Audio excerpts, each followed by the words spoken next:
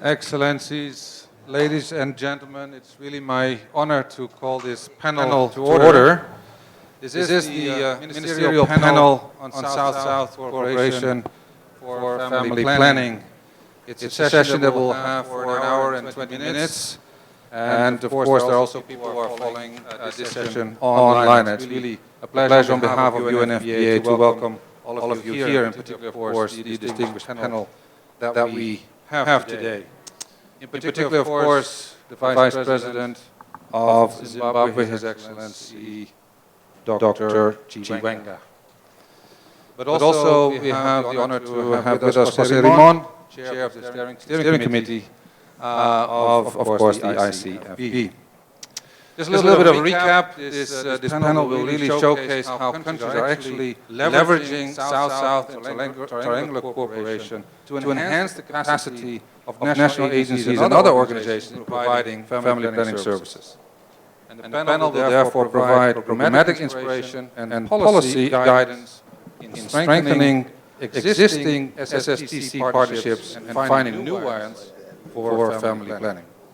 During this session, by the way, we'll have some questions. If they could not be answered due to lack of time, we'll ask the audience, of course, to then mail them to the office. We'll give you that site where you can mail in your questions. We hope we get to the point where we can have questions from the audience. My name is Arthur Erken. I'm the Director of Policy and Strategy in UNFPA. And without further ado, it is my honor to invite His Excellency, the Honorable Minister of Health and Family Welfare of the People's Republic of Bangladesh, Mr. Zahid Malik, to give his opening remarks. Mr. Malik, the floor is yours.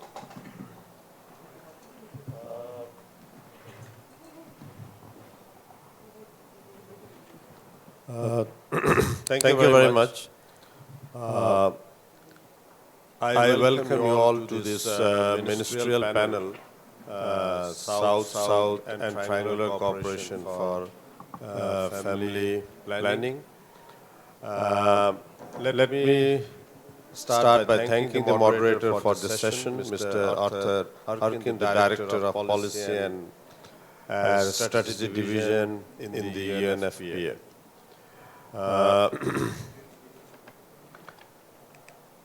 It is an honor and opportunity for me to chair this important session. I extend my sincere thanks to PPD Chair, board members, we have the Vice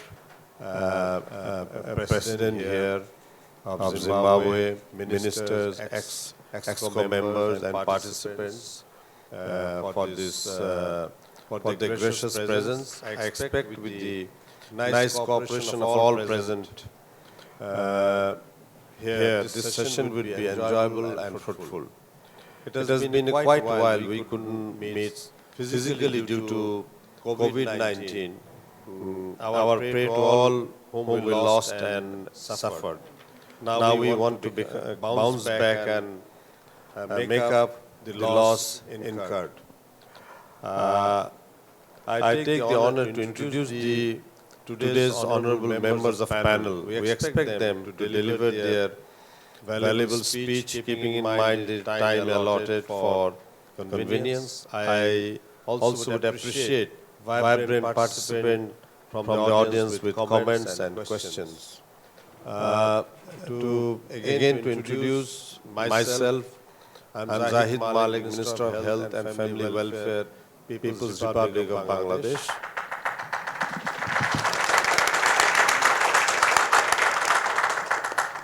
Thank you very much. Thank you very much. Then we have with us His Excellency Dr. Chiwenga, Vice President, Republic of Zimbabwe.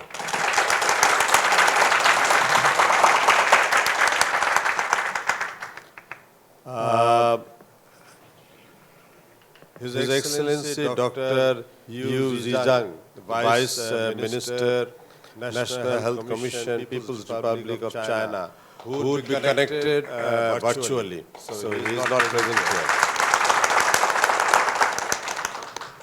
His election, then we have with us His Excellency Dr.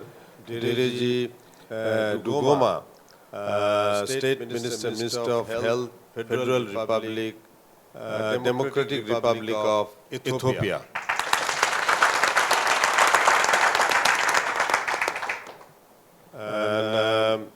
And then we have with us His Excellency Dr. Hasto Wadoyo, SPOG, Chairperson, National Population and Family Planning Board, Republic of Indonesia.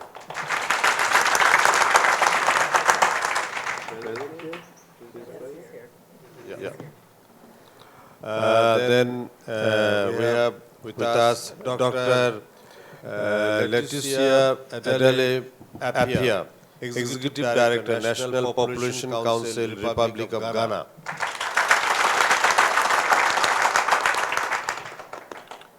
Then Dr. Suwana Chai, Watanian Charo Chai, quite big name. Director General, Department of Health, Ministry of Public Health, Kingdom of Thailand.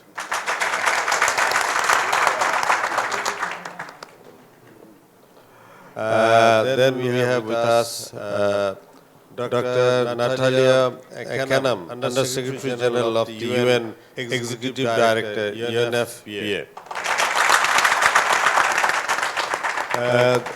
There is one name, I don't know whether he is present or not.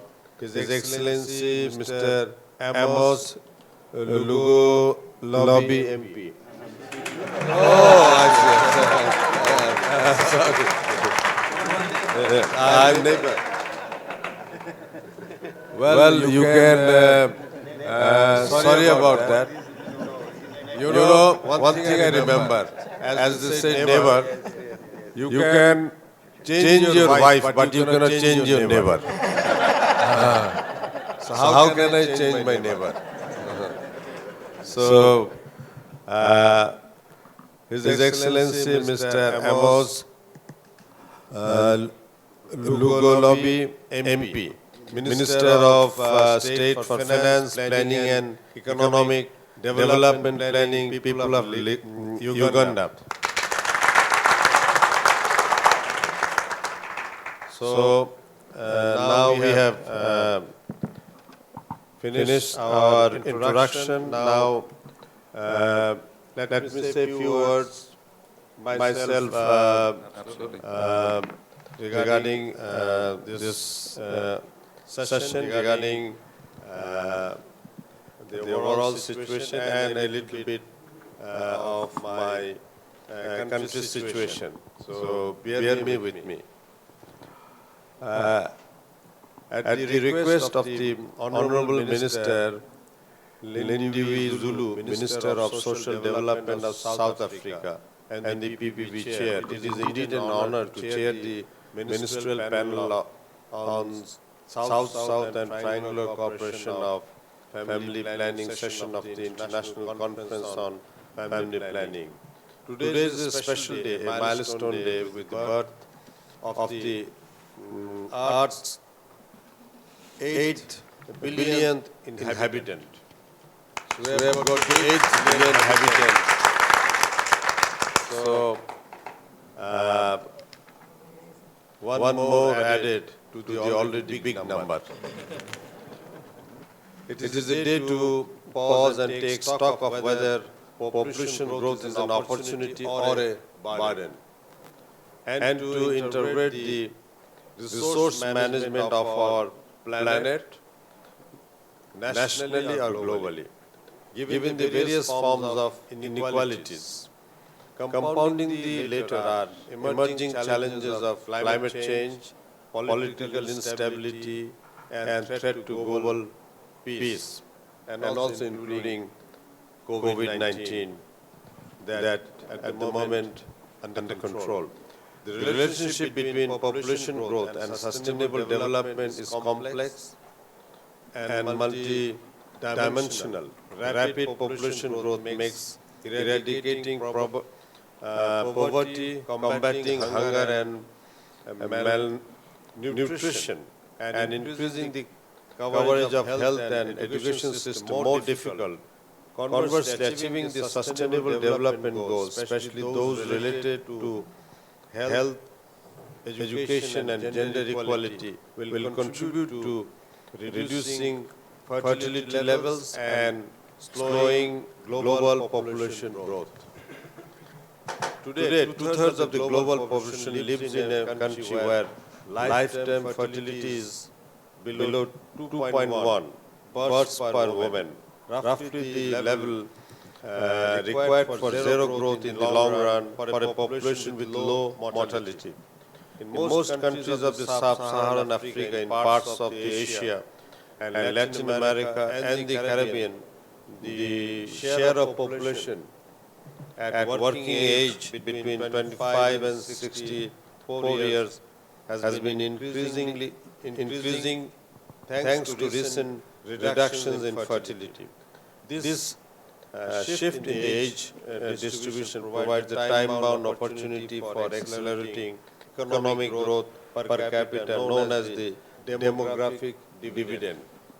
To maximize the potential benefits of a favorable age distribution, countries should invest in the further development of the human capital by ensuring access to health care and equality, education at all ages, and by promoting opportunities for productive employment and decent work. Regarding the Bangladesh experience, effects of COVID, war and calamities have disastrous consequences to health. It hampered health, education and economy in many ways. We stressed upon education and counseling of youth and mother to adopt family planning and reproductive health services, strengthen law for protection against violence. GOV Bangladesh government is providing mother and child adolescent health services through FWC, that is Family Welfare Center, and special corners in hospital and community clinic free of cost. There is regular visit by family welfare visitors and family welfare assistants, giving counseling on family planning, nutrition, and ANC and PNC. We are encouraging to have delivery by trained persons like midwives at clinics, hospitals. C-section are in the increasing trend in the private sector, about 60%, which is alarming, and we are trying to reduce that. Postpartum hemorrhage is one of the major cause of death.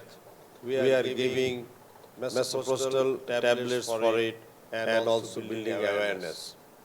Child marriage and low weight babies are causes of death, even due to home delivery, which is still about 40%.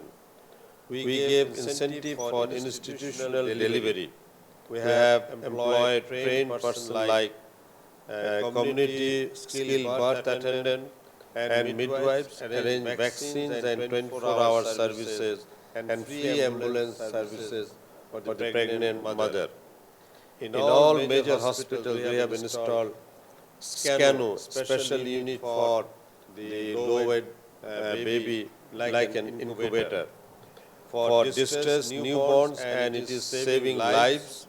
Mothers are practicing kangaroo mother care in hospitals. GOV, Government of Bangladesh, is giving financial assistance to lactating mothers. Our outcome is CPR, contraceptive prevalent rate is 62%. Total fertility rate is 2.1, which was about 4% nearly.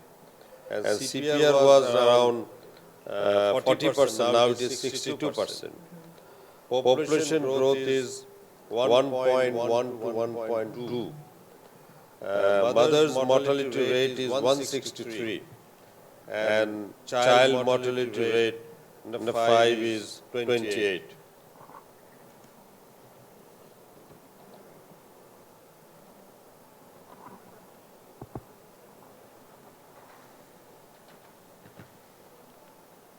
Ladies and gentlemen, there are currently several efforts to enhance South-South and triangular cooperation. For instance, with the support from China, Bangladesh is engaged in a program to reduce maternal mortality by addressing postmortem hemorrhage. PPT recognizes the importance of involving young people in SR-HR program as critical for development. In order to promote a youth-centered approach and ensure effective participation by young people in South-South cooperation, PPD, with support from UNFPA, has launched a platform for young people to engage in SSTC called the South-South Youth Platform. PPD is also facilitating member countries to review progress with the implementation of the Nairobi Summit commitments. To this end, the Secretariat is supporting the establishment of the National Task Force in member countries like South Africa, Ethiopia, India, Pakistan, Senegal, and Vietnam. South Africa provides scholarships for students and global study to study population policy. China provides several $1 million of family planning commodities to several developing countries, and Tunisia provides support for family planning training to the francophone countries in Africa. India contributes generic drugs and has become the global pharmacy of the South. There are robust South-South institutional mechanisms existing to provide technical assistance in population and family planning. This includes in the South-South International Interministerial Conference on Population and Development that is held routinely to intensify the exchange of information regarding population policies and family planning programs. To organize South-South technical cooperation on family planning education, innovate safe motherhood and family planning programs, and to establish programs for the production of medical supplies and commodities for the family planning programs. So, I like to shorten it, it is so big. I therefore like to underscore the need for PPD to mobilize resources and to engage inter alia governments, international organizations and the private sector in support of South and triangular initiatives to sustainable development. In this respect, promoting South-South and triangular cooperation is essential to advancing family planning goals and is a critical milestone to ensure universal access to sexual and reproductive health services and rights by 2020, as laid down in the Sustainable Development Goals. Ladies and gentlemen, with these remarks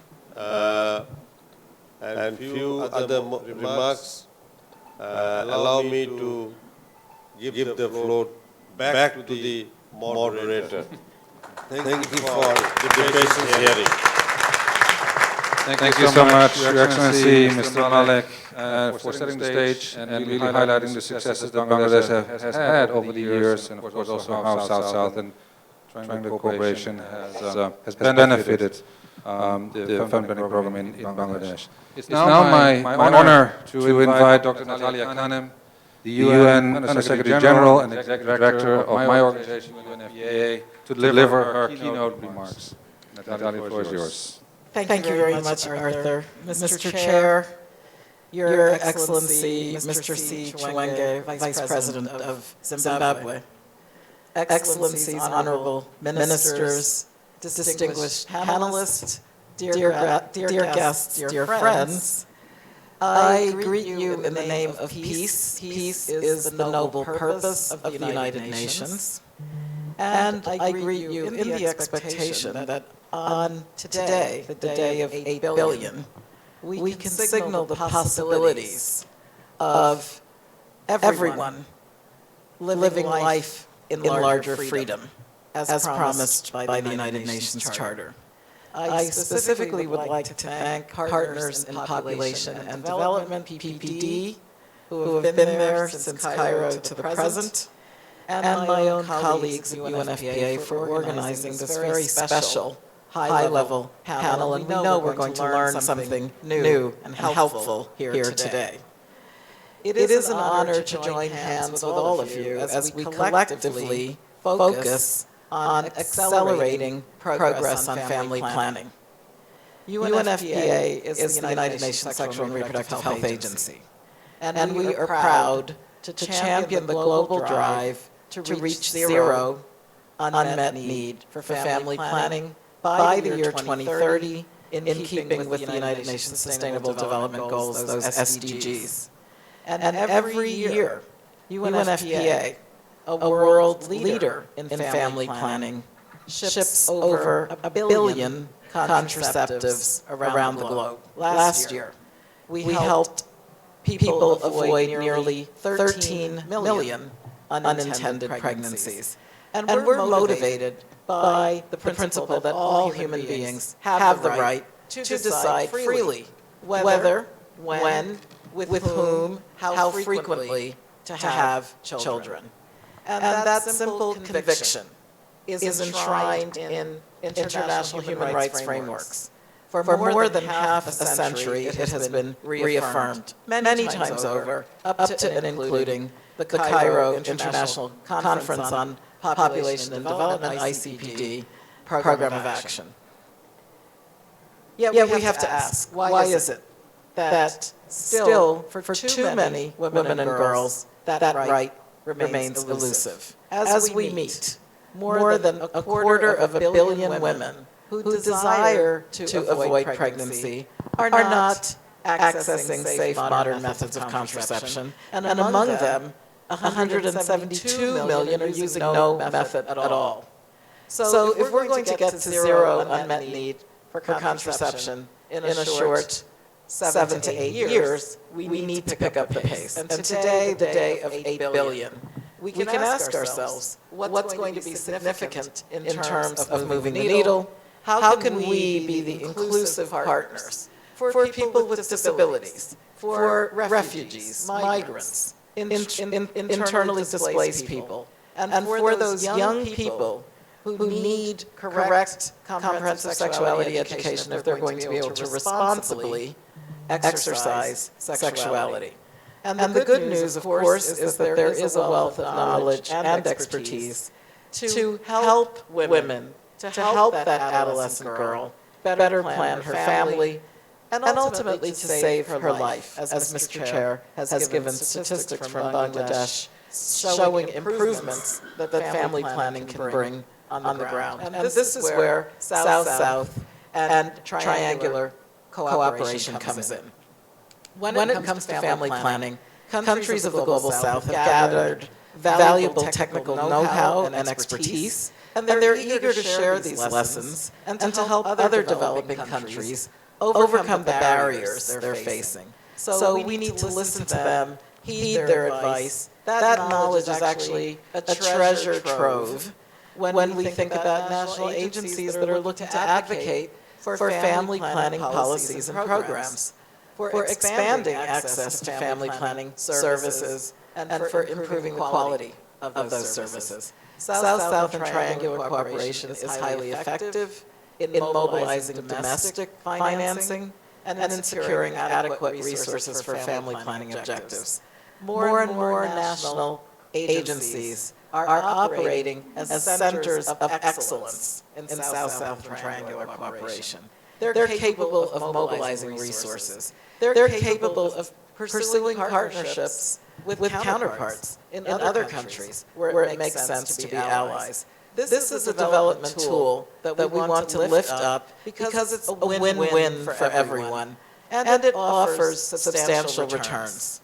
There was a study conducted right here by the government of Thailand, and we may hear more about this, that for each dollar invested in maternal health, South-South triangular cooperation, the return was $4 in social benefit. So that's a social bet that we need to take. For UNFPA, what we've done is we have a dedicated unit, and its purpose is to champion South-South and triangular cooperation. And it's overseen by my colleague, our panel moderator, Mr. Arthur Erkin. And we count SSTC among those key accelerators for the achievement of our 3 zeros. The zero of unmet need for family planning, zero preventable maternal deaths, and yes, zero gender-based violence and harmful practices. And I'd like to thank the Vice President of Zimbabwe, Your Excellency, for pointing this out and talking about men's support for gender equality last night. It was well appreciated. So I will close, dear guests, dear friends, by saying that in our discussions here at this international conference on family planning, but especially when we're home, speaking to our stakeholders, to our decision makers, to the women and girls directly, let us not forget that we proudly hold high the banner of contraceptive rights and choices. It means a better life for women and girls and families. For that young woman or adolescent, for that girl in Africa, in Asia, in Latin America, in the Caribbean, in Eastern Europe, anywhere in the world, if she wants to access family planning, to pursue planning her life, planning a better life for herself, for the children to come, for her parents, for her community, the issue should be what is vital for her and how can we welcome her? How can we welcome her? How can we be adolescent and youth friendly? And together, I'm sure that we can figure out how to equip her with the information she needs, with the services she needs, and she will chart her own destiny for the betterment of all. And I would like all of us, my plea for you, be vociferous, be vocal, stand up and be counted, demand that we be better organized and cooperate. South-South and triangular cooperation is based on cooperation. So let us set the clock forward, not backwards, for gender equality for women's well-being. It is said that it is only in winter when we know which trees are evergreen. To me, you have been that evergreen tree. You have taken an interest in fairness, in the beautiful human relationships that childbearing, human sexuality should symbolize, and the hard decisions that you take every day, I believe, will lead a woman to be able to exercise her rights, her choices, her responsibilities, and if we pull together, even after COVID, even in the face of the financial issues, the conflicts, the climactic shocks, our adolescent girls will be able to stay in school, secondary education so protective, and escape the cycle of poverty. Thank you very much for collaborating with us, and we appreciate that you have chosen to be on the day of 8 billion, sharing your expertise and knowledge with us and with each other. Thank you very much. Thank you so much, Natalia, for this powerful statement, really highlighting the importance that we attach to South-South and triangular cooperation to reach one of those still elusive goals of unmet need for family planning, and why it is so important that we're doing it, that in this year, 2022, it is not right that a quarter of a billion women still waiting for the promise of Cairo to decide for themselves when and how many children they want to have. So thank you so much, Natalia, for that. Now it's my honor to invite His Excellency, the Honorable Dr. C. Chiwenga, Vice President of the Republic of Zimbabwe, to deliver his statement. Dr. Chiwenga, the floor is yours.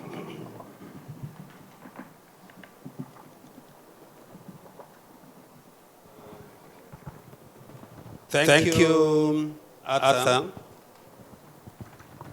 our moderator.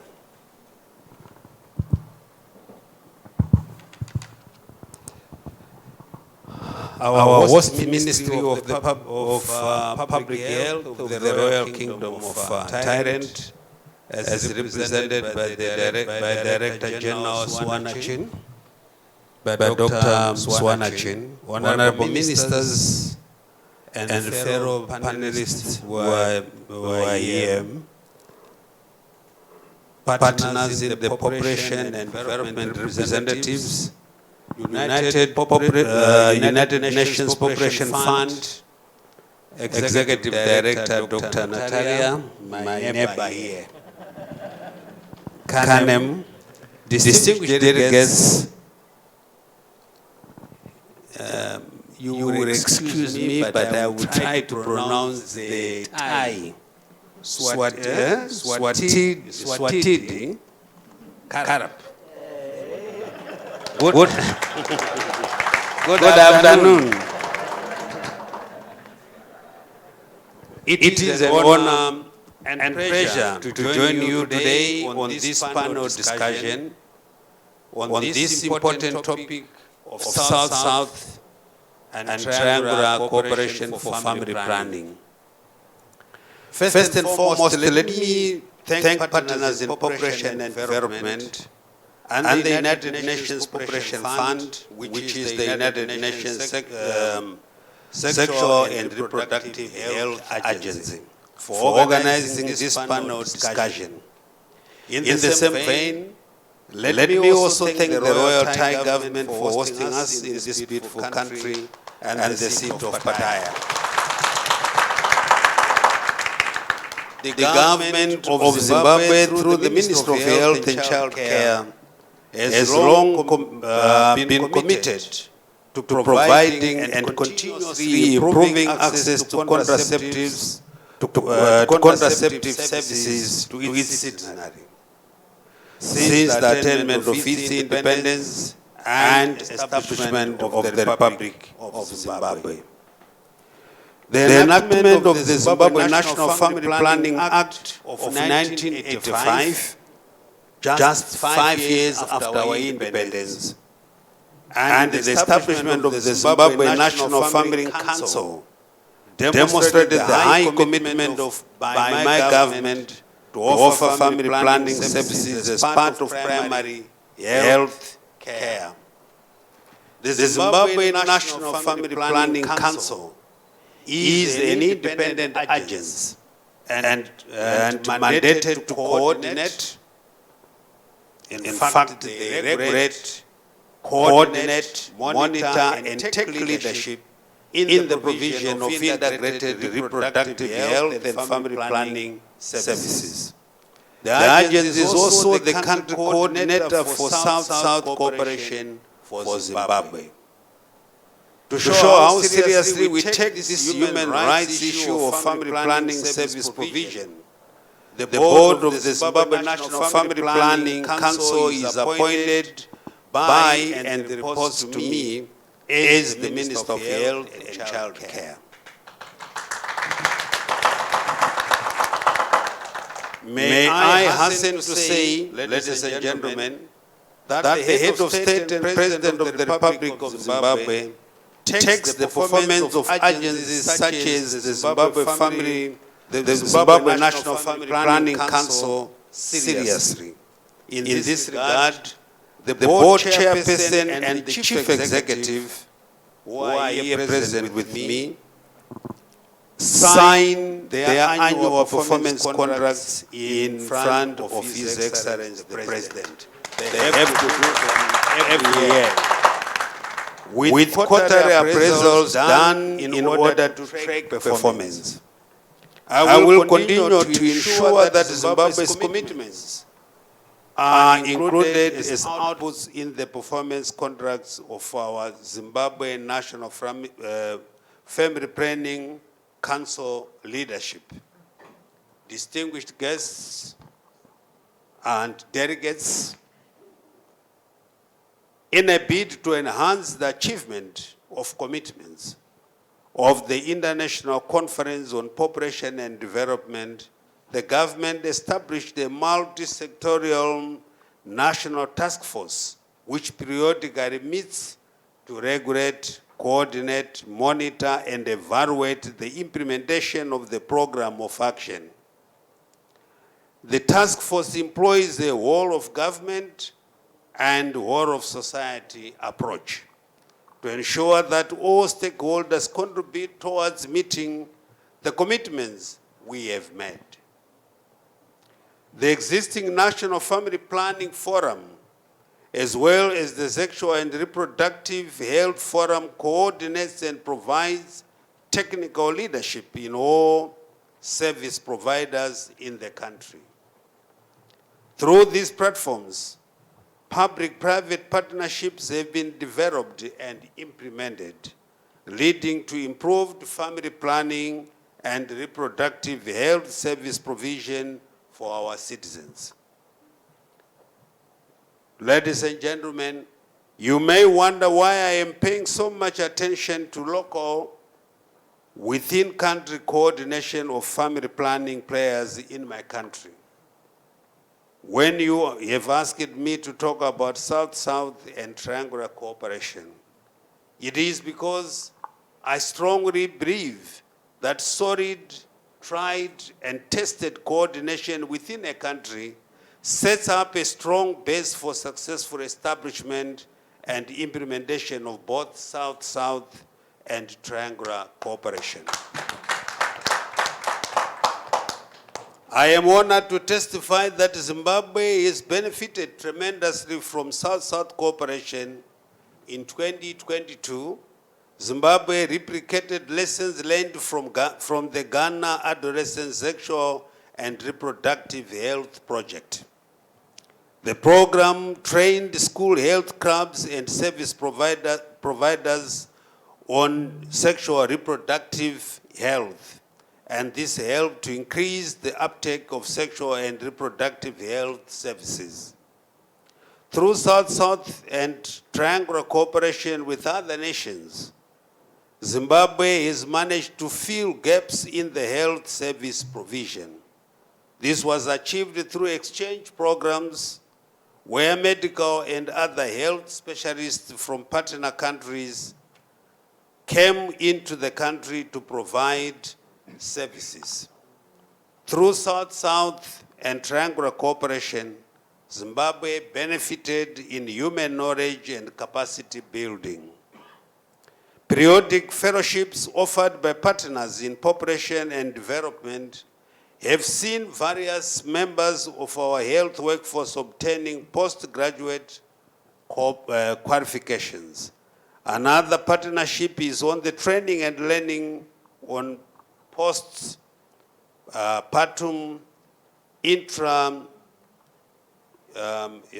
uterine contraceptive devices, commonly known as the loop, through triangular cooperation between Uganda and the UNFPA and my country.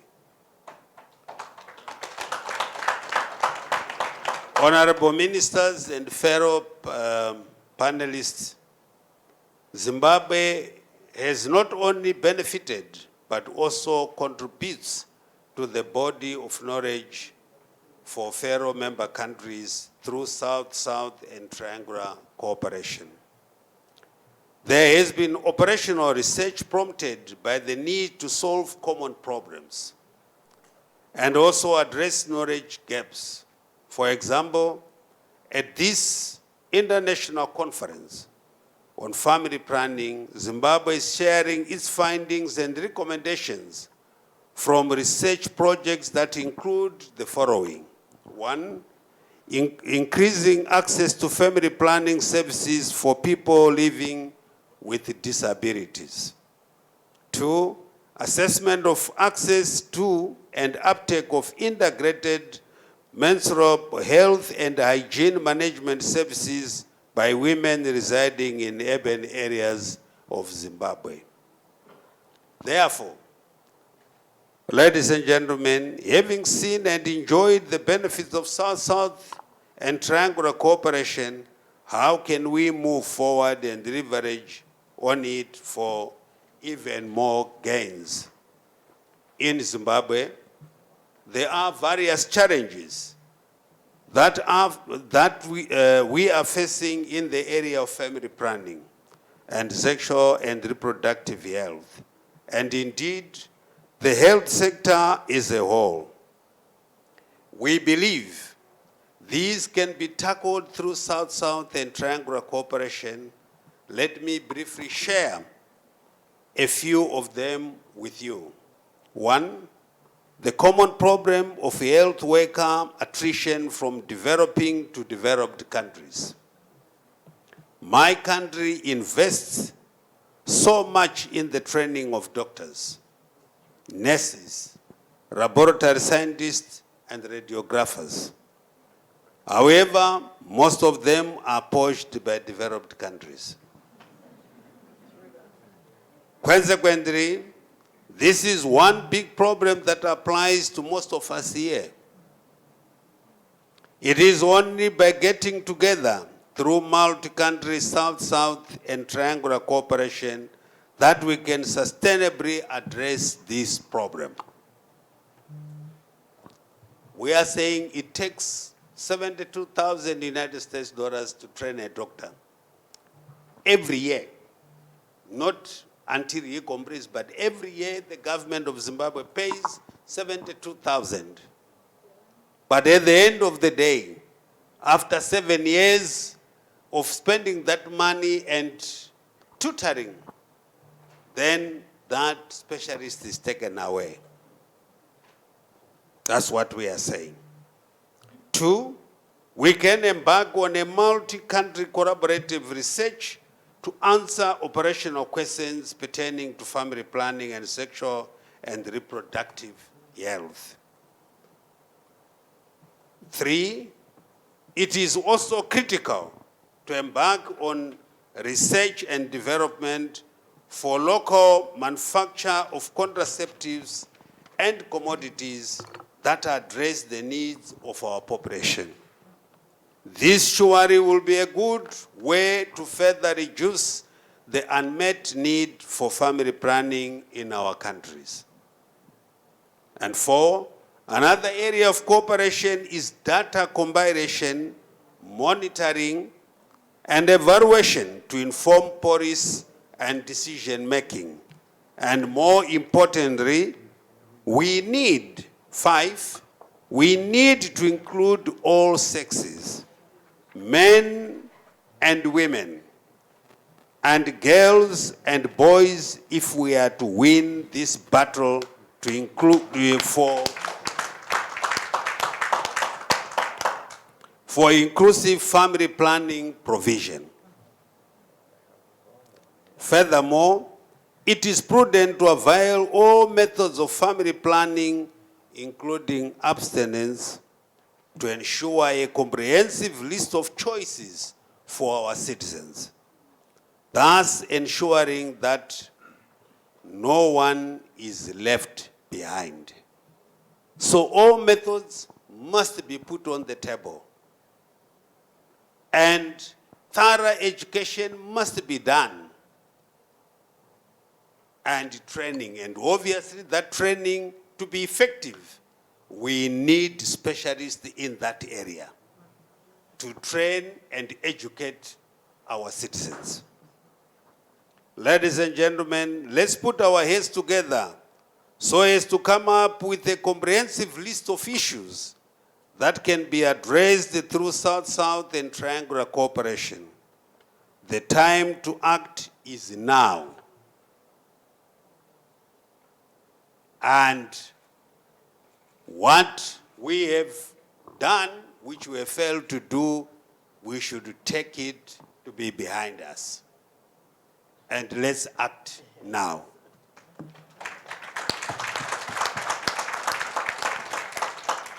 I would like to remind each one of us that increased engagement to the international community in the South-South cooperation will unlock more resources for developing countries to pursue their national development plans and to meet the sustainable development goals.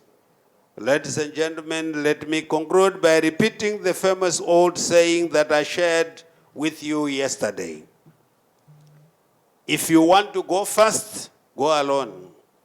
But if you want to go far, go together. Kwaukun, Kirap, thank you. Thank you. Thank you so much, Your Excellency, the Vice President of the Republic of Zimbabwe, for your real powerful statement and really highlighting the three conditions under which South-South and triangular cooperation can really flourish in a country, which is first political commitment, accountability, and of course, as I said, internal cooperation. It's only through those three that it can really come to fruition. I think it was a powerful reminder, and of course you also highlighted the problem that many countries face, and it's the brain drain that countries face, and how can we overcome that through South-South and triangular cooperation. We're now going to hear a recorded statement by His Excellency Dr. Yu, the Vice Minister for National Health Commission of the People's Republic of China. Dr. Kanem, by the way, will leave. She has another engagement, but Jenna Keita, the Deputy Executive Director of UNFPA, will sit in her place. So, thank you so much. Yes, sure. And so we're going to hear from Dr. Yu, once again, Vice Minister, National Health Commission of the People's Republic of China.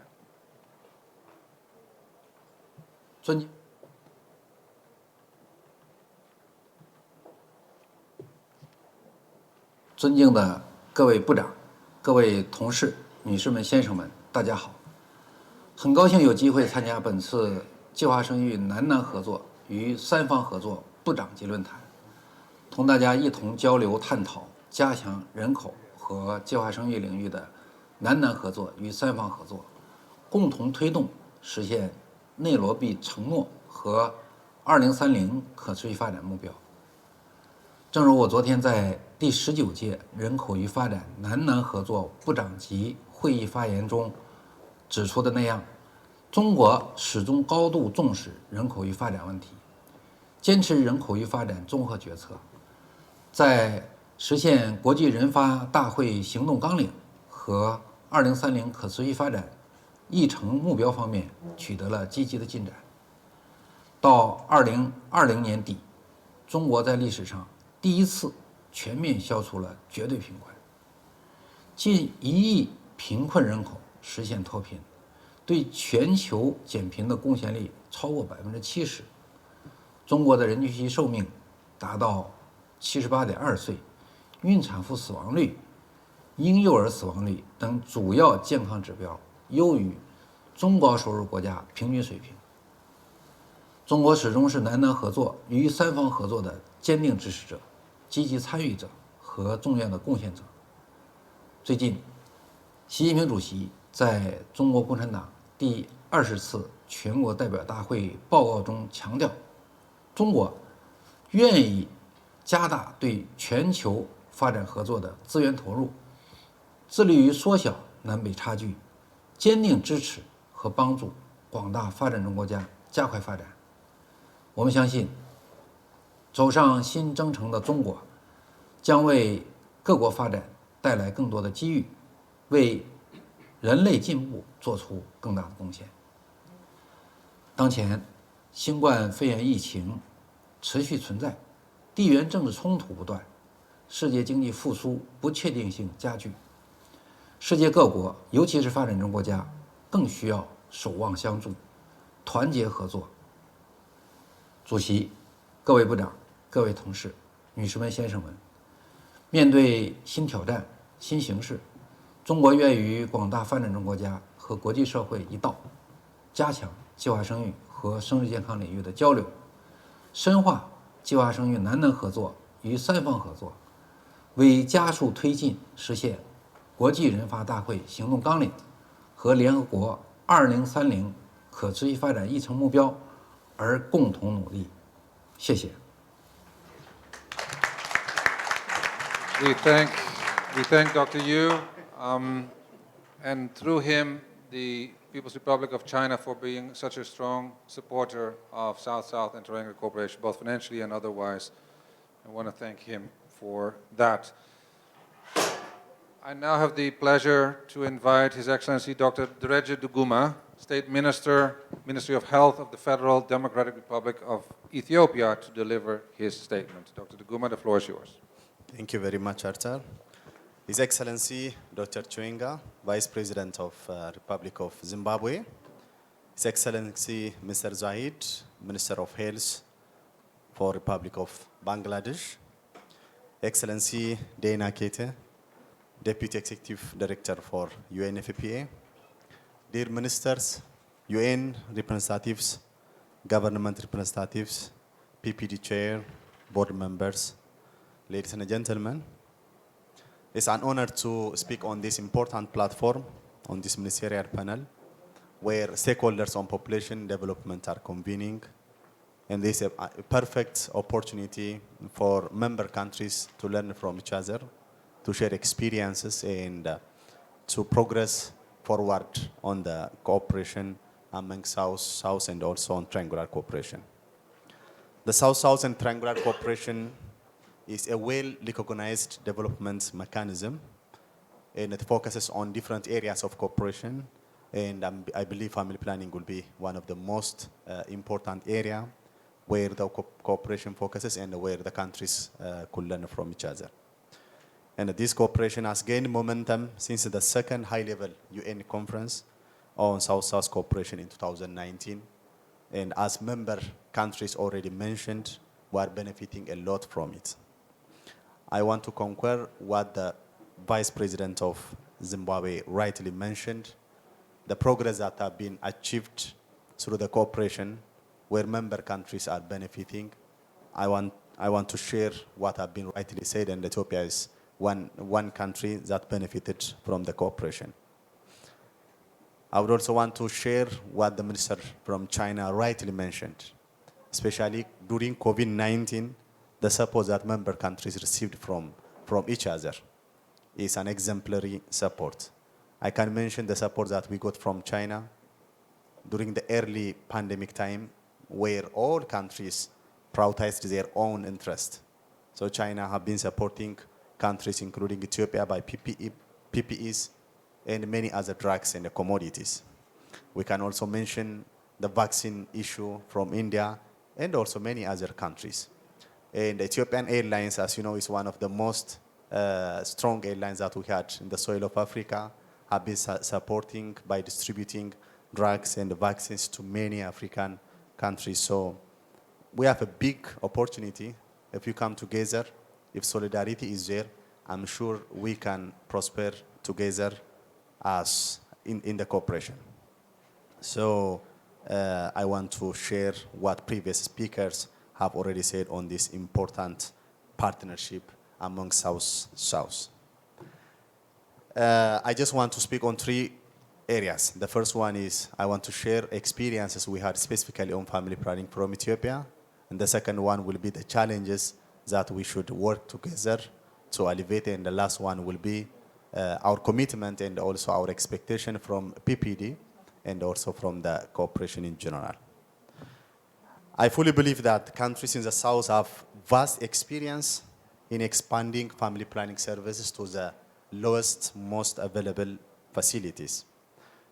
From Ethiopia, we have a very important platform.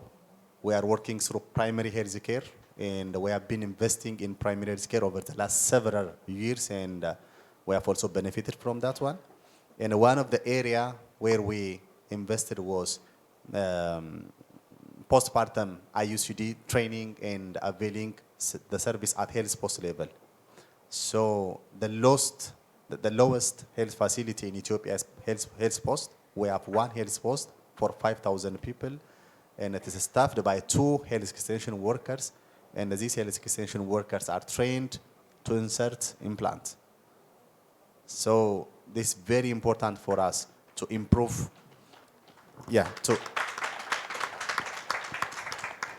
Thank you very much. So, this is very important for us to make the availability of this service at that low level. So I think member countries can also learn from this one.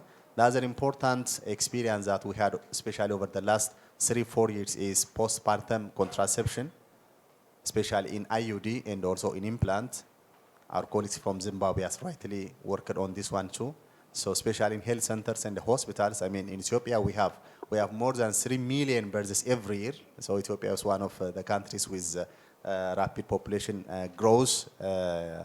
So we are working seriously now on postpartum IUCD for implant and also for IUDs, and it's progressing very well. And the achievement is, especially this time, we are jumping to like 10% of the achievement is. So, I mean, this will improve our long-acting family planning methods, and I mean, it is through long-acting family planning methods that we can sustainably improve our CPR.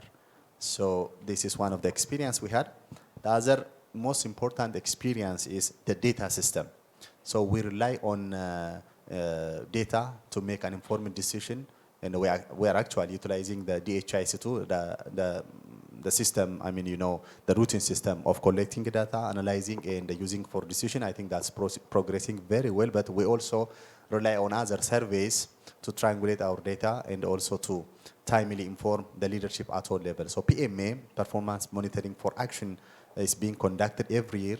We also have different surveys and research, implementation researches. So these are trying to inform us where we are and what we should work seriously. Other important issue is aligning at all level. So specifically for family planning and also for reproductive health issues, the one plan, one budget, and one report mechanism is there. Alignment in the sector, alignment with other sectors, and also alignment with partners is progressing very well in Ethiopia. So UNFPA and the other partners working especially on family planning and other reproductive health are aligning their annual and strategic plan to ours. So I think these are some of the experiences we had. But the most importantly, one of the most important part of this discussion is enhancing, improving domestic resource mobilization for securing commodities, family planning commodities. I mean, this is very important, especially this time. So we have been discussing in different panels, different areas on this matter. So Ethiopia has already signed the compact document. And I truly say that this is the start of our commitment. Otherwise, the government of Ethiopia is committed more than any time to secure family commodities at all levels. So we are going beyond the commitment, and we have started to invest from SDG pool fund, from treasury at national and also at regional level to enhance the financial mobilization and also strategic procurement for this matter, and will continue to match from the government side. And finally, thank you. Finally, one experience we had recently, we started adolescent and youth health to be scaled up at all level. So every year, our Prime Minister is making a big youth forum that focuses on economy, social inclusion in a meaningful way. That is one important thing. But also, sectorally, we are working on engaging our users at all level. And also, we are working seriously now in industrial parks where many youth, especially adolescent girls, are working to engage them meaningfully and to avail health services wherever they work. So I think member countries, we can learn on this matter. I have also noted what other countries in the south have worked in improving family planning and SRH activities. So we are ready to learn from other countries. The challenges, the few challenges. The first one is inequity is still a major hurdle that we have to work together. The difference between performances of the urban and the rural area, the poor and the health is still there. We have pastoral communities, and access in those areas is still a problem. So, I mean, these are areas where we can support each other and we can learn also experience from each other. The other important issue is quality of family planning service, especially quality counseling is a backbone for family planning advancement. So our health workers should be well informed about that one. That is something we need to do more.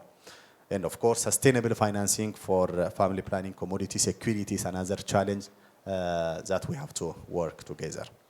And finally, our expectations from the cooperation and also from PPD will be, the first one is, I mean, to maintain the success that we had so far, and also to improve to alleviate the challenges.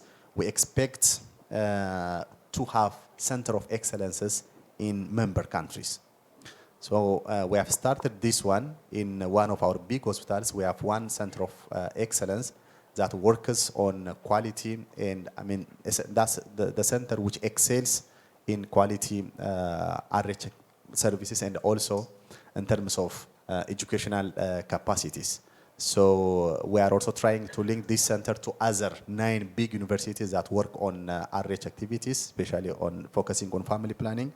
We have also started family planning subspecialty fellowship. So we need to have at least few specialty centers in countries. And those center of excellences among member countries can learn from each other. They can form a network. They can learn from each other. And I believe the cooperation, especially PPD, will work on this one. And these centers, if they get some finances, they can also work on data generation. They can work on surveys, implementation, researches. So, I mean, it's very difficult to support all facilities or all member countries at a time. But we can at least select some center of excellences, and we can take those center of excellence as a model facilities so that other facilities and universities can learn from. The other important issue I want to raise is we have to bring the country office forward. I mean, country offices in all member countries, especially with the relations that we had with PPD, should be elevated a little bit. So we need to have a team that works in each country. The communication between country office and the headquarters in Bangladesh, and also the communication with the country office with partners, especially with UNFPA and also other partners, should be a little bit strengthened in country offices. So we are so much committed to work on this one, but PPD and the cooperation should also at least work on these issues. And one last point that the vice president of Zimbabwe rightly mentioned, I want to second that one. I mean, we need to have local manufacturing of family planning commodities in the south. At least we can think in blocks of countries.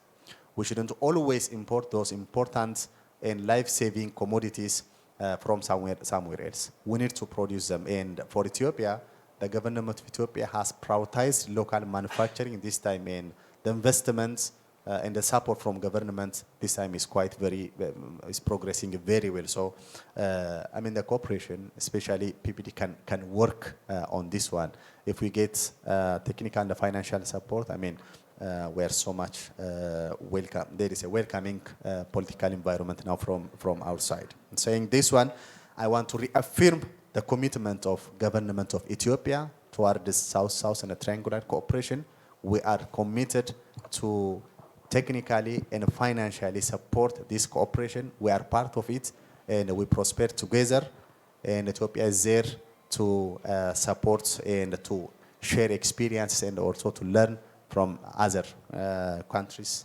I thank you. Thank you. Thank you. Thank you very much, Dr. De Guma, for also acknowledging the support Ethiopia received during the COVID-19 from other countries in the south, but also your expectations for PPD, which is, of course, a highlight to the need for centers of excellence in the countries themselves, the member states, the member countries of PPD, and, of course, the need for local production of contraceptives and other means to be less dependent on others. With that, I have the honor to invite His Excellency Mr. Amos Lugolobi, the Minister of State for Finance, Planning and Economic Development of the Republic of Uganda, to deliver his remarks. Thank you so much, Mr. Moderator. His Excellency Dr. Chiwenga, Vice President, Republic of Zimbabwe, our event, our panel chair, His Excellency Mr. Zahid Maleku, Minister of Health and Family, People's Republic of Bangladesh, Dr. Natalia Kanem, Under Secretary General of the UN and Executive Director, UNFPA, who is now represented by her deputy, our host, Dr. Sunawacha, Director General, Department of Health, Ministry of Public Health, Kingdom of Thailand, our fellow panelists, distinguished ladies and gentlemen. The Republic of Uganda aligns itself to the program of action of the International Conference on Population and Development that was held in Cairo, Egypt in 1994, where diverse views on human rights, population, sexual and reproductive health, gender equality, and sustainable development were merged into a remarkable global consensus that placed individual dignity and human rights at the very heart of development. 20 years later, since then, the Republic of Uganda can proudly claim that the ICPD has worked for the millions of women and girls in our country. Our maternal mortality ratio, that is the number of women dying due to pregnancy-related causes, has dropped significantly. And in my government, policymakers at national and district levels, as well as religious leaders, put women's fundamental rights at the heart of their daily decisions. As a result of the South-to-South Triangular Cooperation and the partnership with UNFPA and other donors, Uganda has seen tremendous improvements in life expectancy, presently at 64 years, up from 46 years a few years ago. We have seen improvements in infant mortality, now standing at about 40 per 1,000 live births, and maternal mortality at about 300. It used to be almost close to 1,000 per 100,000 births. It's now below 300, among others. Uganda has drawn clear and focused roadmap to harness its demographic dividend. At the historic Nairobi Summit on ICPD 25, about the accelerating the promise, the government of Uganda made commitments aimed to galvanize change and drive the country's vision for social transformative change and geared towards the achievements of the Sustainable Development Goals, SDG. The country launched the family planning in 2020, commitments as a framework towards rights-based family planning. Now, building on the achievements and momentum built as a result of Uganda's commitment to family planning 2020 partnership, the Sustainable Development Goals and renewed global strategy for women's and children's health, the government of Uganda undertook the following new commitments under the Uganda Family Planning 2030 commitments. Number one, the government commits to increase the modern contraceptive prevalence rate for all women from 30.4% in 2020 to 39.6% by 2025, and reduce unmet need from 17% in 2020 to 15% by 2025. Number two, noting that Uganda is one of the youngest countries in the world, the government of Uganda recommits to annually allocate at least 10% of maternal and child health resources to adolescent responsive health services by July 2025. Number three, government of Uganda commits to annually ring-fence 50% of the domestic resources allocated for procurement, warehousing, and distribution of family planning commodities from the reproductive health commodities budget, about the supply of reproductive health items by 2025.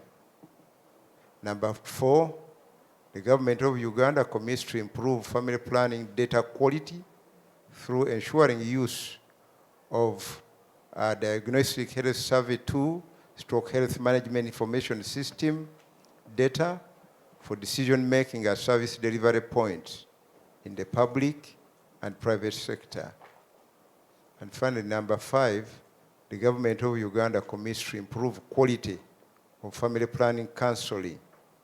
In other words, available planning options, possible side effects, their management and switching among SDPs, community health workers, and peer-to-peer from the current Method Information Index Plus of 42% in 2020 to 60% by 2025.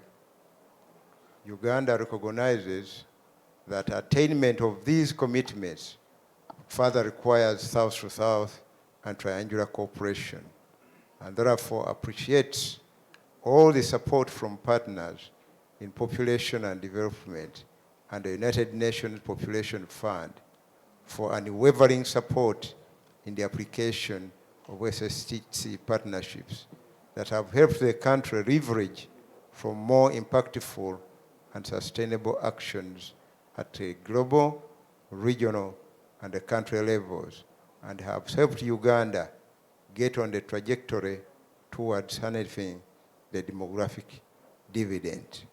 We thank you so much, and thank you so much for your attention. Thank you so much, Your Excellency, for highlighting the many successes of Uganda over the last few decades, as well as the renewed commitments to this agenda and the need, therefore, to have South-South and triangular cooperation to be successful in the future. But thank you so much for highlighting those successes of Uganda. I now have the honor to invite His Excellency Professor Rizal Damanik. He's the Deputy Chairman for Training, Research and Development in the Indonesian National Population and Family Planning Board, better known as BKKBN. And I'm also especially honored to welcome him because the BKKBN this year received the UN Population Award for the many successes it has had in Indonesia. So it is my pleasure, Professor Damanik, to give you the floor.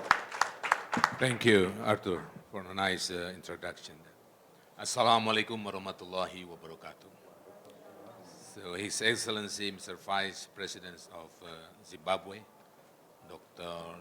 Ziwenga, Dr. Natalia Kanim, the UNFPA Executive Director, His Excellency Dr. Zahid Malik, the Chair of Decisions, and Dr. Suwana Chai, the host. Ladies and gentlemen, it is a great honor and privilege to be with you at this ministerial panel on South-South triangular cooperations on family planning in Pattaya, Bangkok. And on behalf of the government of Indonesia, I'm delighted to participate in this event. So first of all, allow me to begin by extending my sincere thanks to the PPD members countries for congratulating BKKBN as the laureate of the 2022 United Nations Population Award.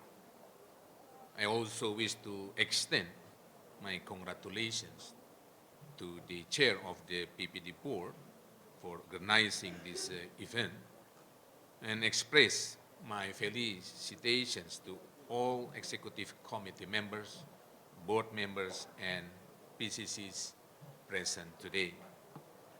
Excellencies, ladies and gentlemen, looking back, Indonesia's South-South cooperations was built upon notions of solidarity, win-win, and mutual benefit based on the spirit of the famous 1955 Bandung Conference in Indonesia. This narrative have shaped a model of Southern cooperation that is continually evolving. The Asian African Conference is the starting point for good cooperation between developing countries known as the South-South cooperation.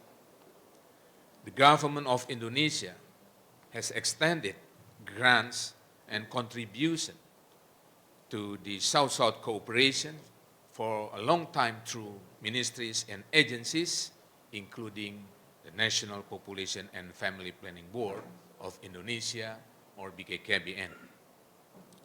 BKKBN's contribution to the South-South cooperation has been implemented through program development and knowledge sharing with other countries.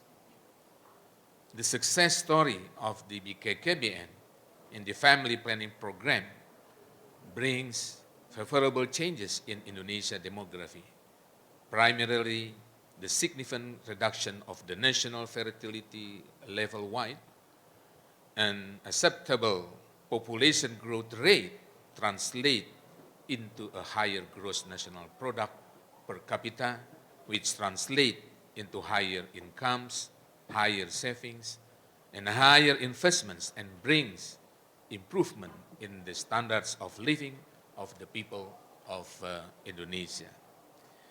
This success story has attracted the visit of overseas practitioners from various countries. Since the 1980s, Indonesia, through BKKBN, has been sharing its unique case and best practices on family planning, reproductive health, and program to more than 5,000 practitioners from 100 countries from Asia Pacific, Africa, the Middle East, developed countries, and representative of international agencies under the framework of South-South cooperations. Excellencies, ladies and gentlemen, to continue promoting South-South cooperation through knowledge sharing and best practices, BKKBN developed 7 thematic pieces of training in 8 selected provinces as the Center of Excellence International Knowledge Hub in 2021.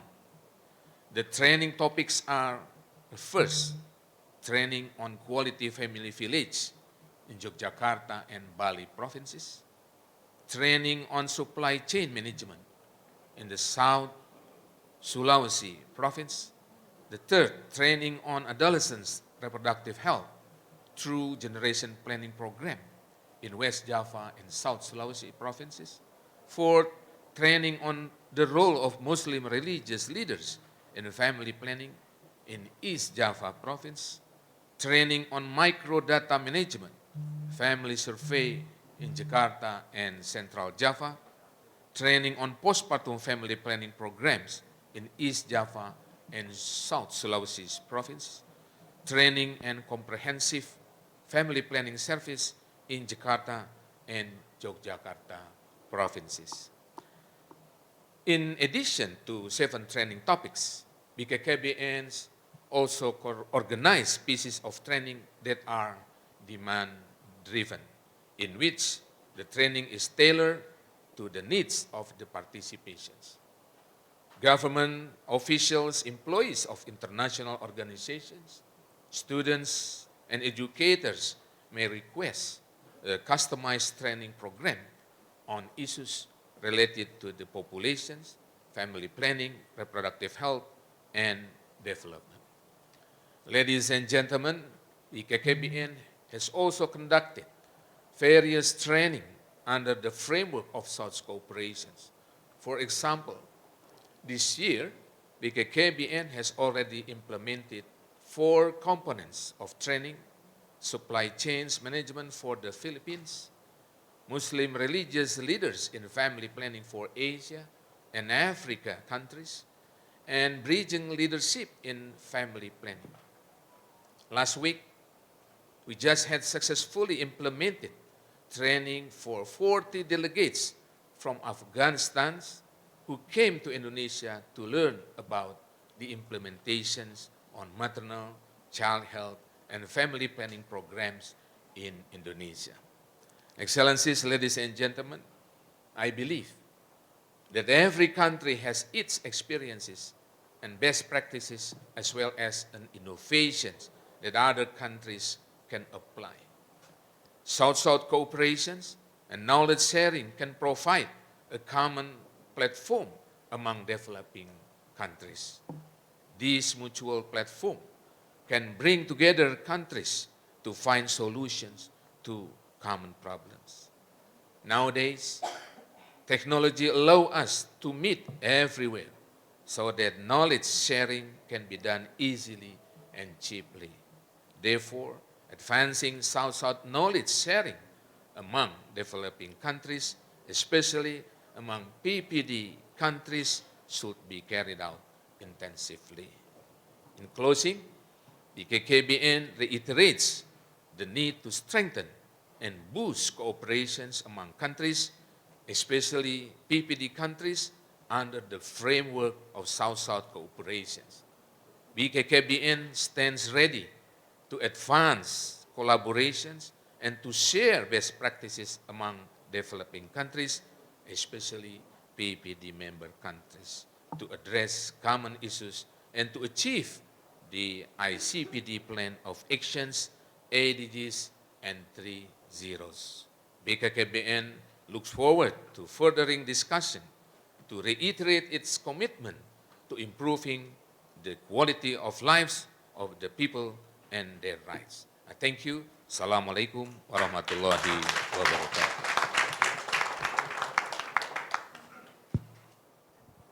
Thank you so much, Professor Dominique, for not just highlighting the impressive role that the BKKBN has played in promotion of family planning in Indonesia itself, but also the impressive role that BKKBN plays in South-South and triangular cooperation. It really is a center of excellence, and of course call upon all of the member countries of PPD to take note of the capacity that BKKBN has. We are about half an hour late, but nevertheless, it would be remiss from us not to listen to two more speakers. The first is Dr. Letitia Adelaide Appiah. She's the Executive Director of the National Population Council of the Republic of Ghana. Dr. Appiah, the floor is yours. Thank you, Arthur, for the floor. Chair, Minister of Health and Family Welfare, Bangladesh, His Excellency, Vice President of Zimbabwe, Ms. Diane Katie, Deputy Director, UNFPA, representing the Director, delegates, honorable ministers, guests. Today, 8 billion person is born. And so I greet you with health, peace for all, and hunger for none. I want to say that Indonesia, as just represented, we, through South-South cooperation, have benefited virtually, knowledge sharing. Last year, we had our first demographic summit in Ghana, and we invited Indonesia, Senegal, and Rwanda. And so South-South cooperation, it's really working and helping everyone. I want to start by saying that we're here because family planning and universal health coverage innovate, collaborate, accelerate, underscoring the role of family planning in achieving universal health coverage. Countries offer universal health care as basic human right to citizenry. However, data abounds that citizens of countries where family planning is prioritized live longer and healthier compared to those who don't, and is there for everybody to see. Family planning is thus central to individual well-being and national development and must be embraced by all. I dare say, prioritizing family planning actually operationalizes leaving no one behind in health, hunger, which starts from the first 1,000 days of your life, and poverty. When we talk about poverty, we always forget about time poverty. And family planning makes sure that time poverty is eradicated, because time is a non-renewable resource, and family planning is so key in that. It also means leaving no one behind in education, because when you are hungry, you cannot be educated. it means leaving no one behind in security. We have a lot of our presidents, Sub-Saharan African presidents, meeting to talk about security, forgetting that leaving family planning behind causes insecurity because it causes unemployment. And so we have to know that. And then finally, leaving family planning behind, leaving no one behind, is actually leaving people out of dignity. And so for me, the line in leaving no one behind in the SDG goals is family planning. We actually did not go far with MDGs because family planning was not part. And so if we really want to meet the goals, it is family planning. In creating the Africa we want, so many of us are here, and moving my country, Ghana, beyond aid, central is family planning. And so in our country's quest to implement universal health coverage, the government took a decision to replace the then existing cash and carry system with the enactment of the National Health Insurance. That was in 2003, and subsequent operation of the scheme in 2004. Fundings were by so many sources, and it covered many people, 70 years and above, children 18 years and below. However, family planning was not included. So that is one lesson. You cannot have universal health coverage without family planning. It's like baking bread without the yeast. You'd never have bread.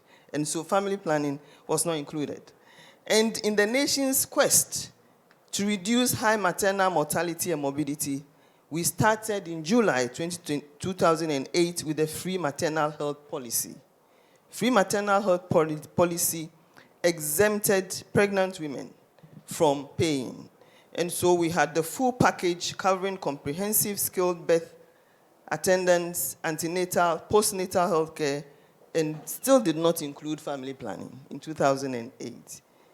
The National Population Council, CSOs, academia, and many, many stakeholders who I can see a lot of them here, advocated for integration of family planning as part of the package, as primary prevention of higher risk pregnancies. In our data, that data stood at 49%. So basically, half of the pregnancies were higher risk. It means go high speed, have an accident, and we will cure you. Basically, that is what it means, to have higher risk pregnancies and not try to prevent it.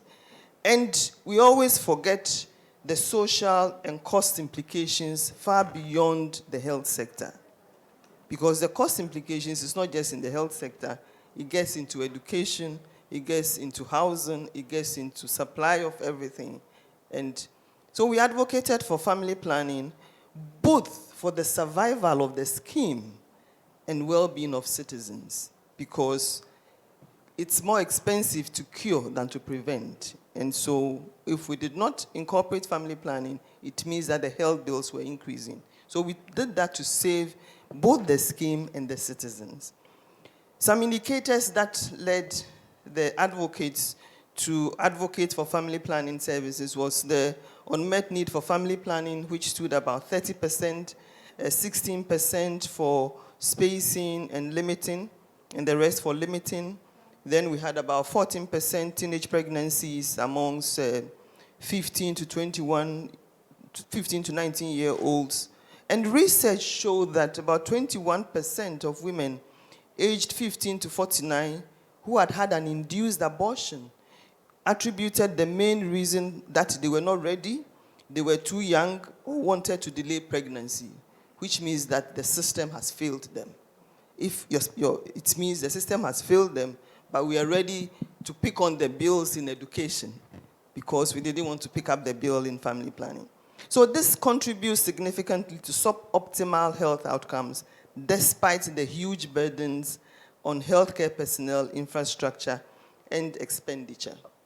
So in 2012, the NHIS Act, that's the National Health Insurance Service Act, was revised to include family planning as part of the benefit package to meet the high unmet need for family planning and to reduce the proportion of higher risk pregnancies and its associated mortality and morbidities, and to save costs. We try to use costs because we know that a lot of our institutions are headed by men who are moved by money. And so when you say you save cost, they tend to be a bit more receptive. Well, they said I should be careful because I'm surrounded right now.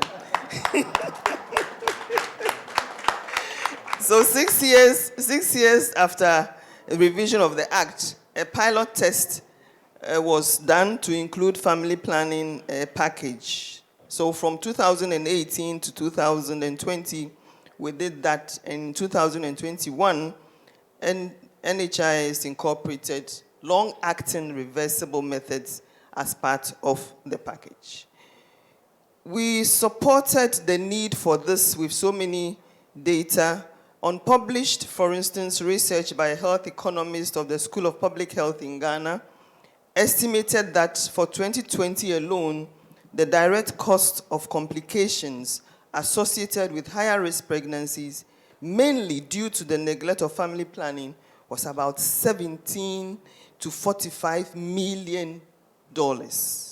And with a 5-year, from 2016 to 2020, estimated at $85 to $223 million. So there is cost saving in family planning. And that is something that I would want PPD to help us to do, the South-South Corporation, to the cost savings in family planning, the cost of inaction, the cost of maintaining the status quo. We would need PPD to look at that. We know this savings just not affects just beyond the health budget into the general budget, because when there is savings in health, you can then improve the quality of life in education and prolong life expectancy. It is therefore an imperative that all universal health package include family planning from inception to support women to get pregnant only when they are healthiest, in order to give them the best chance to produce healthy babies. That is the essence of family planning. Women get pregnant when they are healthiest, so they can produce the healthiest outcomes for sustainable development. And I would want to a quote from John Gribbins, who writes in his cult classic work, it's called Deep Simplicity. Deep Simplicity. He says, some systems are very sensitive to their starting conditions, so that a tiny difference in the initial push causes a big difference in where they end up. The human race is one such sensitive system whose starting condition, preconception, determines the health outcome and ability to harness its potential for its own benefit and the benefit of the community. Family planning ensures women get pregnant when they are healthiest, I'm repeating, for healthy outcome of baby and mother by improving timing and spacing, reducing abortions and its complication, and associated health and financial costs to families and nations. For employers, it saves costs, reduces related absenteeism, and improves productivity. For these and many, many, many benefits, family planning is a non-negotiable component of universal health package in most countries. This depicts that when countries ignore access to family planning as part of their package, the unfortunate situation can be described as a small error that produces an enormous error consequently. So we need to make sure that family planning is incorporated. Rwanda, you look at data from Rwanda and it shows you reducing maternal health, reducing child health, and increasing contraceptive uptake. And so it is important that we do that. Everywhere, even in the United States, they pay for family planning and make sure that pregnancy-related costs, nobody shares it because it is cheaper. It is therefore the interest of nations to include family planning as a necessary component of their universal health care package to reduce mistimed and poorly spaced births because of the huge costs, not just the costs, but also because of suboptimal outcomes. We want to reduce maternal mortality ratios to about 70 per 1,000. We cannot do that without family planning. Family planning will help us meet a lot of the SDG goals: no poverty, zero hunger, good health and well-being, quality education, gender equality, decent work and economic growth, reduced inequalities, sustainable cities, peace and justice. We're talking about migration. Family planning, if not implemented in countries, can be a push factor, because if people are not satisfied in their countries, then it's easy to lure them out. But if they are satisfied, they stay. And so in as much as we're looking at our professionals leaving our countries, we have to make sure that we set the stage right, create the enabling environment for them to stay. It is difficult at times to realize cause and effect in our current challenging situation, especially in Africa. But I dare say the cause of most of Africa's predicament is the neglect of family planning as part of our universal health coverage. And this manifests in so many ways: gender inequality, poverty, insecurity, poor quality education, high unemployment, illegal migration, and legal migration. We therefore need partnership with PPD to prioritize so that we can guarantee the benefits of family planning. Finally, I would want to say, yesterday I said it and I'll repeat it, that there are so many laws in life. One such law, which I consider a lot, is the law of the holes. The first law states that if you find yourself in a hole, stop digging.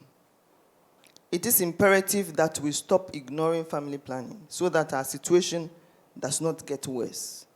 The fifth law of the whole entreats us to put logic above ego and take action. Best practices show that we actually need political buy-in and ownership. And I know PPD will help us get all our politicians on board, because we need political buy-in and ownership.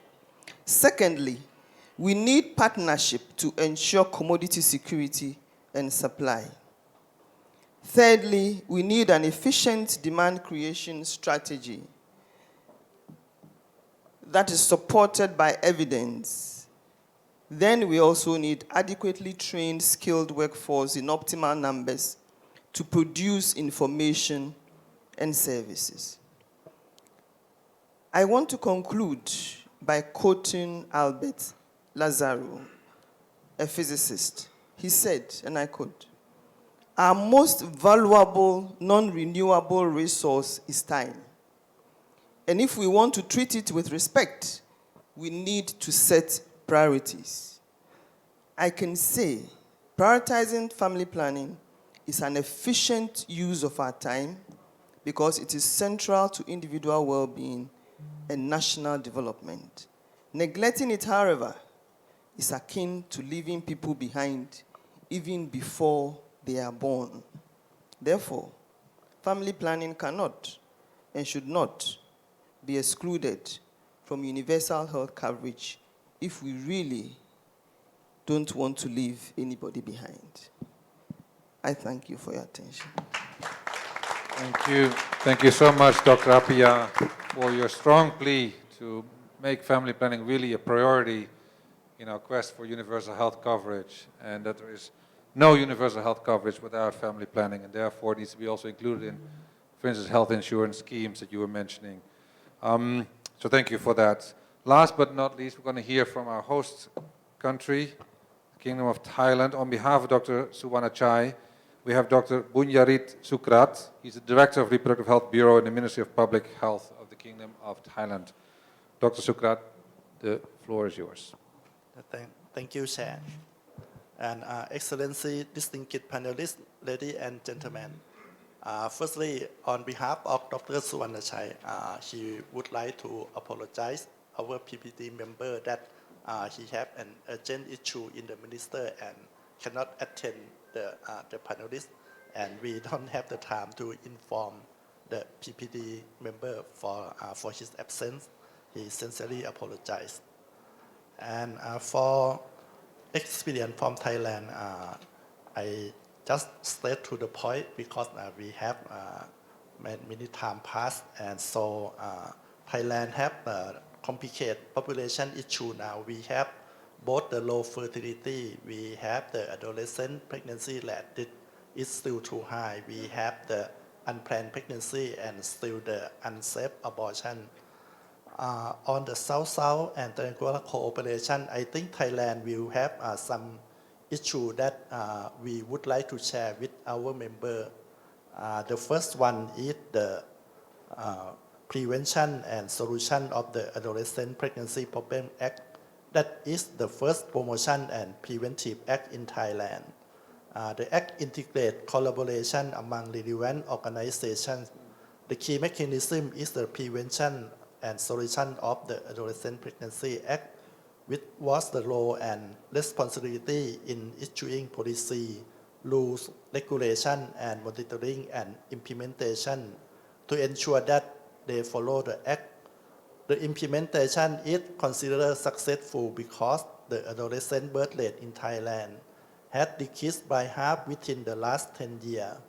We set a new target that aims to reduce the birth rate among adolescent girls to no more than 15 per 1,000 population by 2027. From the complexity of the problem, the urgent issue that Thailand prioritizes is promoting quality birth. The challenge are the social and economic conditions. Nowadays, people think that getting married and having children is not a life goal anymore, unlike in the past. We focus on economic and physical preparedness to cope with the impact of change in population structure. Moreover, we see the importance of life and gender diversity. Currently, there is the draft of the Equal Marriage Act in Thailand. This will be an important milestone in Thailand action on gender equality. The legal issue is another important factor that may be an obstacle or an accelerator to drive policy, such as the law related to the termination of pregnancy. In the past, the termination of pregnancy law was restrictive in Thailand, which made it impossible or very hard to get access to the abortion services. Thailand amended the termination of pregnancy law for the first time in the 60 year in 2021. We may share the experience when we try to change or adjust our abortion law within the society that have different mean. That means we still have the majority in the pro-life in Thailand, and the pro-choice is a minority group. But the process to change the law, I think it is so smooth that we have the confrontation of two groups of people that have different ideas in abortion. And our abortion law now, maybe we are not the most liberal abortion law in the world, but I think we are something the balance between the pro-life and pro-choice that can accept for both group of people that we would like to share our context. And also from the discussion, I think all of us see the importance and complexity of the problem in demographic issue now. Policy formulation is crucial in determining the direction of the implementation. In order to be successful, it requires cooperation with all sectors, including the government, private sector, civil society, and international organizations. On behalf of the Department of Health, Minister of Public Health, I would like to thank our networking partner who always support us. It is my honor to work with you for the better future of our country. Thank you for having me here today. Thank you. Thank you so much, Dr. Sukrat, for highlighting some of the successes that Thailand has had, particularly with regards to the reduction of adolescent birth rate and, of course, the termination of pregnancy law that you've enacted. So thank you so much. Ladies and gentlemen, excellencies, this concludes the panel discussion that we've had. I want to thank each and every one of you in the panel, and of course also the audience for the patience. We're a bit of an hour late, and I apologize for that, but I thought it was important that we hear from all the panelists since they have prepared their statements, and we heard so many good examples of where South-South and Triangle Cooperation makes a difference in the countries. With that, I'll give the floor back to the chair of this panel. Thank you. Thank you very much.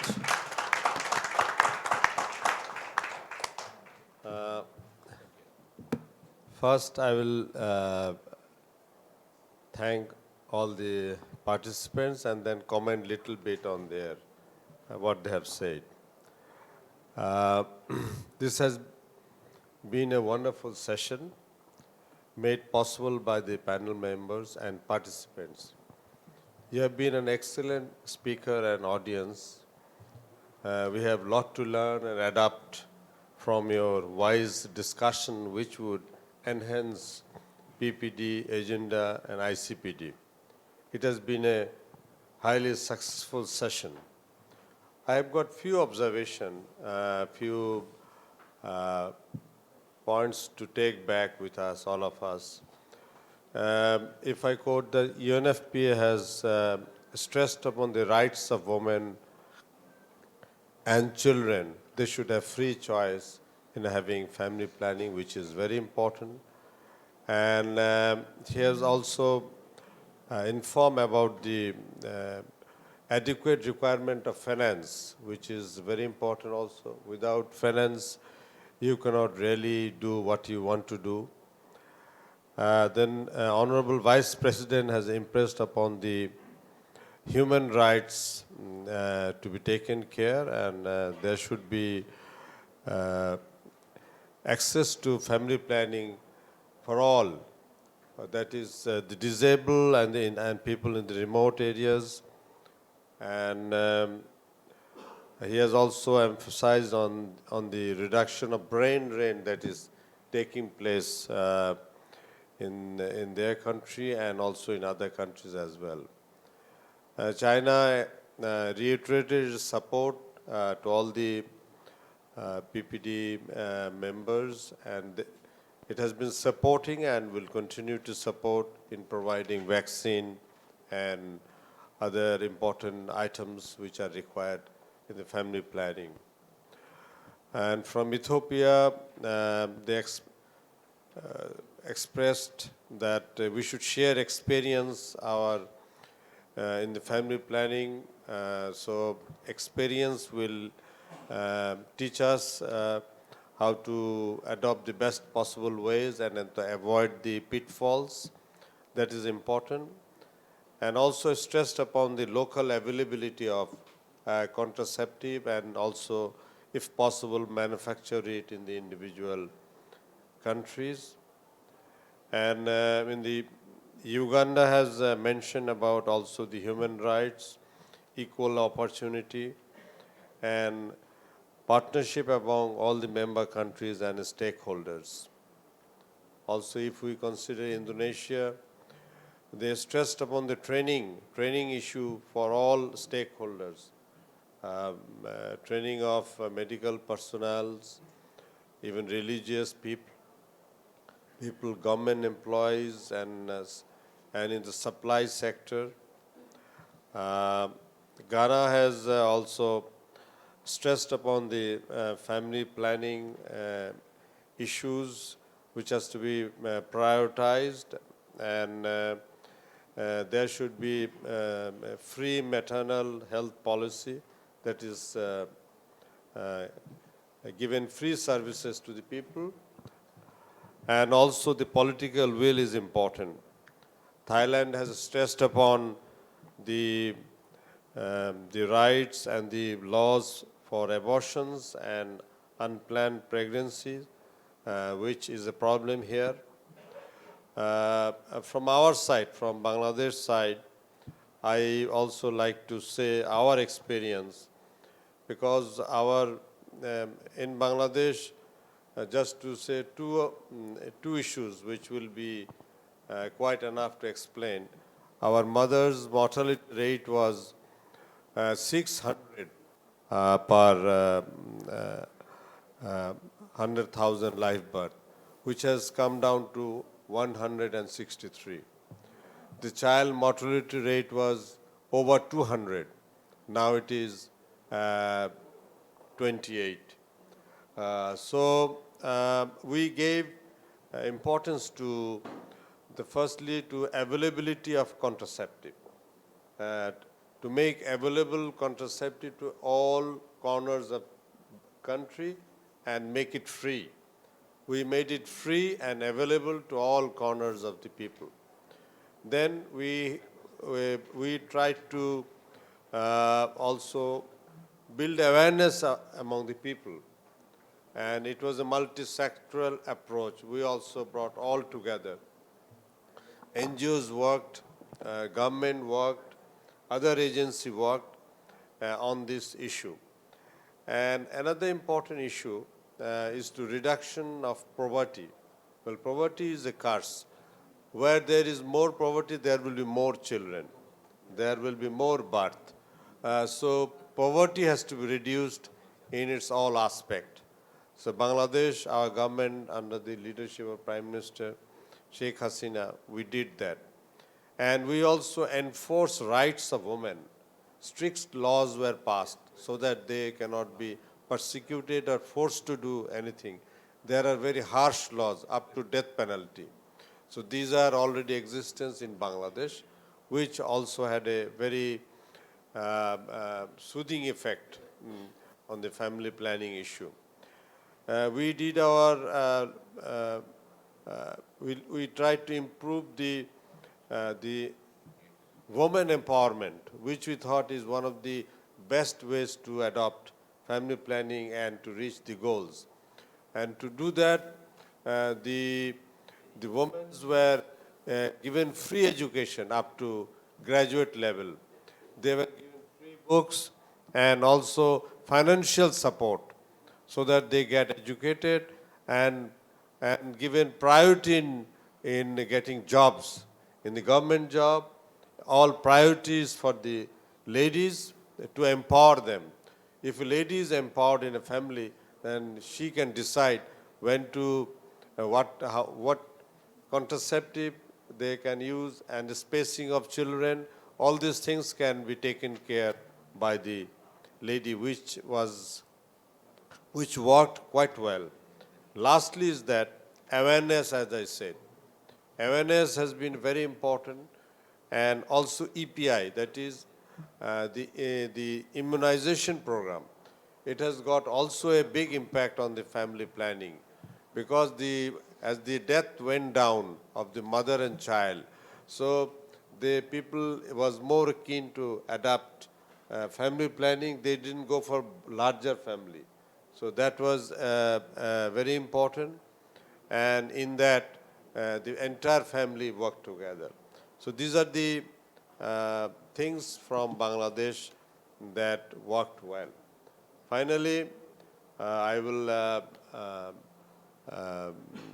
conclude by saying everybody has been saying a lot of quotations. I also thought I must also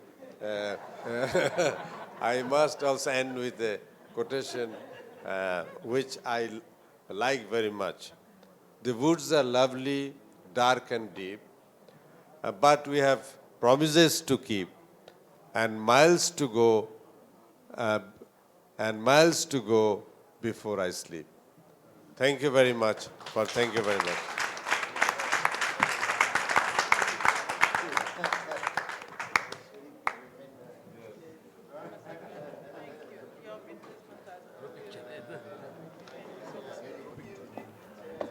Can we have a group picture?